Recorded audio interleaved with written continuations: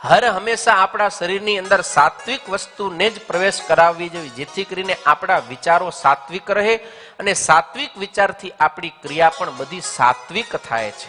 એટલા માટે સતાનંદ સ્વામી કે ભગવાન શ્રી હરિનો અહીંયા કને ભાવ છે, જેણે કરીને આપણને મદ ચડે, કેફ ચડે, નશો ચડે એવું કોઈ પણ પીણું અથવા તો પદાર્થ આપણે ન પીવું, ન ખાવું જોઈએ. બરોબર ને? ભાંગની વાત આવી છે ની, ભાંગની. ને અત્યારે શું હાલે છે? શ્રાવણ માસો. હા, ને ઘણા તો દલીલ કરે, સ્વામી શંકર ભગવાનના પ્રસાદમાં ભાંગ લેવામાં તો વાંધો નથી ને એમ.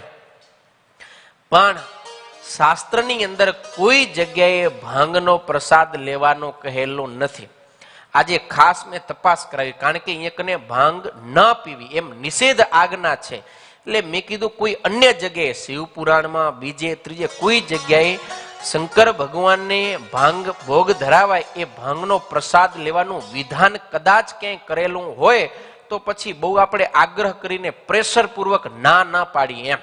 જો વિધાન થયેલું જ હોય કે ભાઈ શંકરના ઉપાસક છો, શંકરના ભગત છો, તો શંકર ભગવાનના પ્રસાદ રૂપે તમારે ભાંગ લેવી એવું વિધાન હોય તો આપણે બહુ આગ્રહપૂર્વક ના પાડી શકીએ.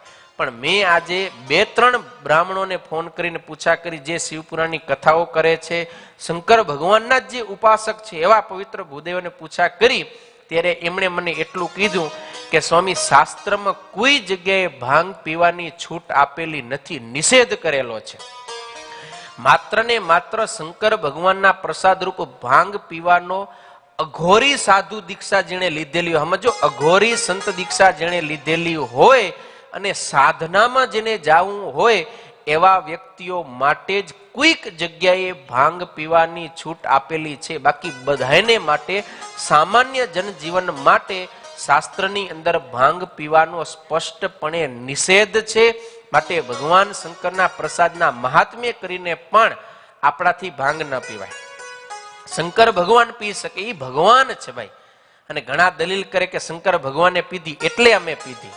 તો એવાને કહેવામાં આવે કે શંકર ભગવાને ખાલી ભાંગ નથી પીધી, શંકર ભગવાને હડાહડ ઝેર પીધું હતું. તમે પીઓ રહ્યા?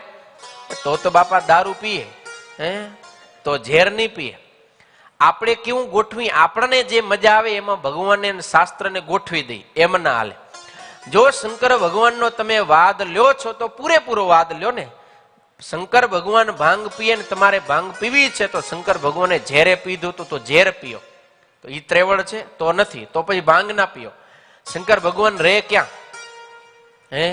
કૈલાસમાં, અથવા તો એમ કે સ્મશાનમાં કૈલાસ શંકર ભગવાન રહે. રહેવું છે તમારે? બાપુને રહેવા માટે તો બંગલો ખપશે, સરસ મજાનો આલીશાન, એકદમ બરાબર એમ લાઈટ, પંખા, એસી લગાવે.